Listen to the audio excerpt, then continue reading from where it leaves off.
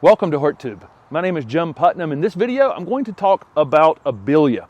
Full-size Abelia, dwarf Abelia, variegated Abelia, just in general, a very tough utilitarian shrub for the landscape. Most of the time you'll see them for full sun, but these things are actually incredibly adaptable in dry shade, and I'll show you some examples of that in this video. I'm standing in a group of Rose Creek Abelia. Rose Creek is a fantastic dwarf variety, only reaches about 3 to 4 feet in height, about 3 to 4 feet in width. You can see right here at the beginning of September, this thing is flowering. Pollinators love this plant. It's evergreen. Abelia are going to be for zone 6 to 9 or 10, and in zone 6, they're going to be kind of semi-evergreen. So I call them evergreen, but keep in mind in zone 6, they're going to get a little thin on you in the wintertime, but still fantastic plants because of their drought tolerance and sun or shade tolerance, and their tolerance of being around in root competition, and then their ability to attract pollinators to your landscape. So again, this is Rose Creek. The big beautiful group of variegated ones behind me is Kaleidoscope, and even further out there are some Radiants. So that was Rose Creek, and Rose Creek can kind of grow as a kind of a roundish 3 to 4 by 3 to 4. The dwarf variegated ones tend to be wider than they are tall, so perfect little mounds. This is Kaleidoscope. Kaleidoscope is a lot of people's favorite. It turns a bit of an orangey color in the wintertime, so I find that this plant needs to be in a very particular space. Like if it's up against a brick foundation, to me sometimes in the winter it doesn't look that great. It's a beautiful color in the winter, don't get me wrong. It just make sure that you match that orange color up in the wintertime is kind of important.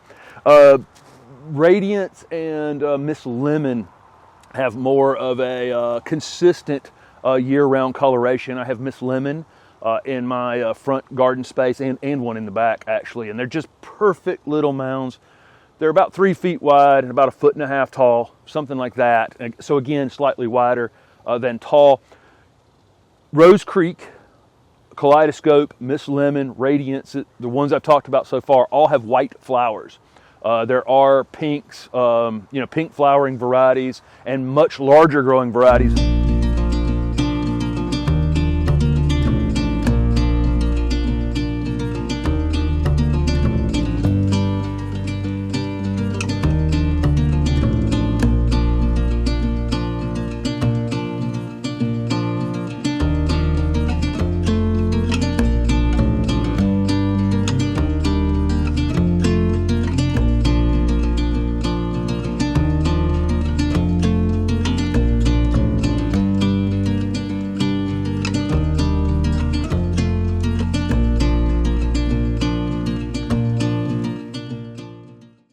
Let's talk about some Abelia maintenance. This is a large Abelia that's on pretty much on the property line between here and the neighbor's house. Actually does a pretty good job of screening some cars and things on the road back this direction. So kind of an important plant here in the landscape, and the pollinators absolutely love it. This thing is covered in flowers during the summertime. It sticks out here into the light. Morning sun is on it. At least 2/3 of the day, this part of the plant's out in the sun. And again, there's bees all over it. It needs a rejuvenation pruning. It really just needs to be cut back to the ground and allowed to come back. I've done a little bit of top pruning on it the last couple years, but it's still thin. There's a big giant maple behind it that is shading it enough that it's stretching it out. So this year, I've decided I'm gonna cut it way back. It's on an very old root system, so it will take almost no time. This thing will come screaming back out of the ground mid to late April. Lots of different ways to prune these though. I could come through here and just take off some of the dead branches that we've had kind of a tough winter during the month of December that got a lot of wind damage burn on it. I could come through here and just clean this kind of material up. These bloom in the summer, so this is the time of year to be doing it. I'm filming this at the beginning of February. So anytime between now and, I would say the 1st of May, this is kind of the ideal time slot to be pruning on these. But again, I can just go through here, just kind of neaten it up, take back some of that growth that's obviously been burned on it. Next level pruning, I could try to keep this kind of natural form on it and just go down in the plant and take out some of the branches that are reaching up the highest. So I could go, you know, down in here and take that branch out and do that to several spots. I can lower the height some, but continue to keep this open, natural look. I could take this thing and just shear the top off of it and turn it into a meatball. If I want to turn it into a meatball, I kind of like this open look though. So there's a lot of different strategies you can use on these Abelia. But again, they get pruned in the late winter into early spring and then leave them alone because the new growth, it needs about probably 6-8 weeks before the blooms start on it. And then it'll bloom all summer. But in this, again, in this particular case, I'm going to take a very good pair of bypass loppers, and I'm going to cut this thing way down. And it's going to look very mean. One of the reasons I'm doing it, there's some ivy creeping in here from the neighbor's garden. And I really want to get in here one time and get this all cleaned up and get it mulched. And actually, I'm going to go over there into their side too. I'm assuming they don't want it because they've been pushing it back this way and we've been pushing it back that way. So I'm pretty sure that neither one of us want it. So I'm going to eliminate it once and for all. And at the same time, rejuvenate this plant. And again, there's nothing real magical about what I'm doing here. I'm just going to leave it about a foot tall at the base. There are so many branches down here at the bottom of it that once it starts coming back up in the spring, I may saw some of these right down to the ground and eliminate some of this upright growth. This thing is going to be a bear to pull these pieces. No, it wasn't too bad. Wasn't too bad. They're locked on one another pretty good, but it's not too bad. Okay. They're just going to keep going across there. A good pair of bypass loppers like this makes this kind of job much easier. But it's okay to take a plant that's thin like this and just be what seems like mean to it.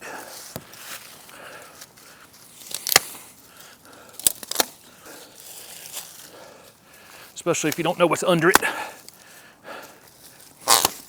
Kind of doing this at a time of year that I wouldn't worry about getting bit by anything. But it could be poison ivy or something down here, who knows.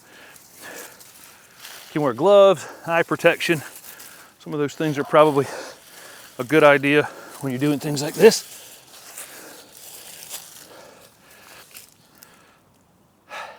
Okay, there you go. That's it. So again, there's a lot of different ways to do this. I can keep that natural look, and I've shown that. I got a video on the channel for pruning to keep plants in a natural look, and then of course, just tip pruning it, cutting out old dead wood, and then of course the butcher job that I just did on this one to just rejuvenate it. So again, I'll show this during the summertime, and you'll see because it's on such an old root system, the growth will respond incredibly fast. I mean, it'll be this tall by the middle of May and be back in bloom by the 4th of July. Again, it's the 1st of February. Sometime toward the end of February is when we'll fertilize. We're actually going to be mulching out here, and so the plants will get, fertilizer, mulch. These are extremely drought tolerant. They've been in the ground for, especially that one out front. I would never even probably consider watering that thing. It does fine without us. This is Miss Lemon Abelia, and it's a low mounding one, where the one we looked out front could probably get 10, 12, even 15 feet in height if it was just never pruned out there, especially in that little part shade condition it's in.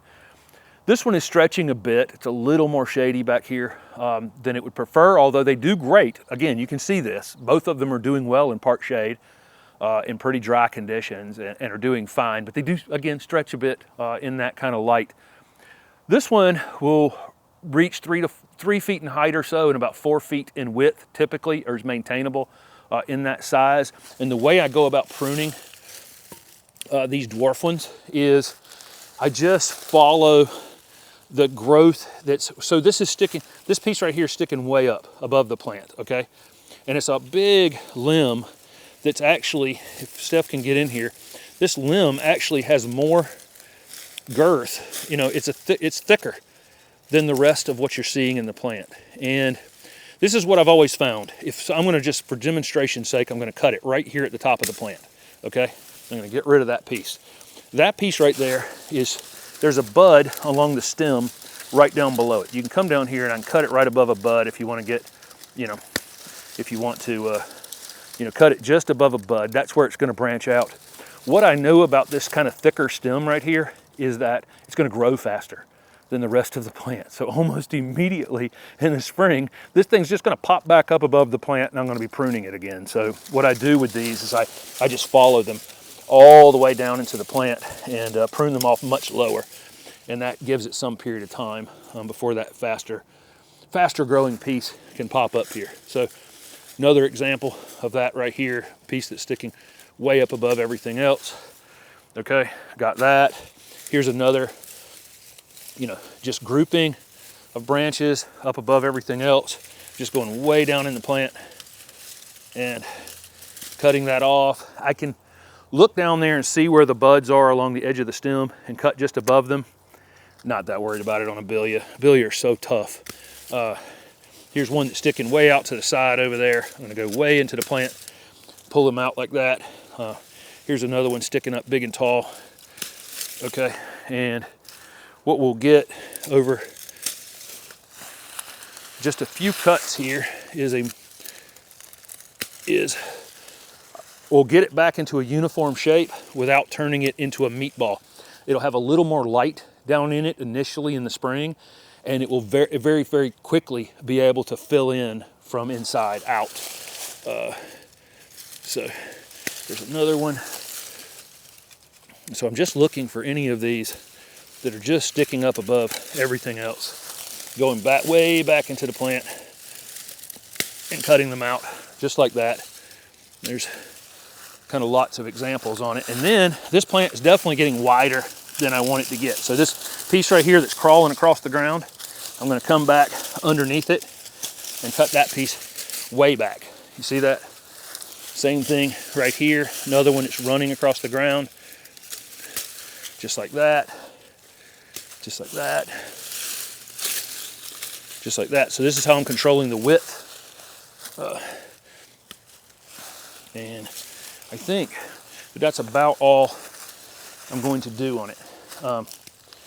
These can be, you can repeat prune these in the summer if you wanted to or if you needed to, but it will suppress the flowering on them somewhat. But this will fill in really quickly. Have that still, it's a dome shape, but I've left it kind of loose, so it's not going to end up being a little formal meatball, but I could meatball it. I could just take my gas pruners or my electric shears and just really quickly turn it into a meatball if that's what you want to do. But again, I like to kind of prune it in this natural form, open up the middle to a little bit of light, get some new growth coming up in it, and then this thing will be blooming all summer long.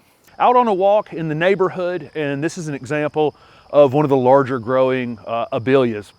This is Edward Goucher, kind of has a pink or lavender color flower on it. Great variety, great for screening. One thing, or several things I want you to get out of this particular group is they would be gigantic if they hadn't been pruned several times. They're about 8 or 9 feet right now, but they've been pruned many times. I can see where they've been cut. These would be 12 by 12 if you let them. They can be sheared down into like 4 by 4, really dense, compact balls as well. Flower throughout the summer. Here we are in October, still flowering. A couple other things, they're under the shade of these trees. So every tag you see on Abelia is going to say sun or part shade. They should say sun or shade. These things, they're doing fantastic here as a screen for the front of this property in a very dark shaded place. And I mean a very dark shaded place. Also, this is a non-irrigated bed with a ton of root competition. So incredibly drought tolerant. So again, so these Abelia are going to come in varieties that can get 10 or 12 feet, but controlled smaller and used for screening plants, down to low growing ones like I showed you back at the nursery that are great for foundation plantings or bed edges, that kind of thing. So thank you guys for following along with the channel. Don't forget to subscribe, hit that little bell notification so you're alerted when I upload videos. Abelia, super, super easy. Almost everybody's got a space for them. Thanks for watching.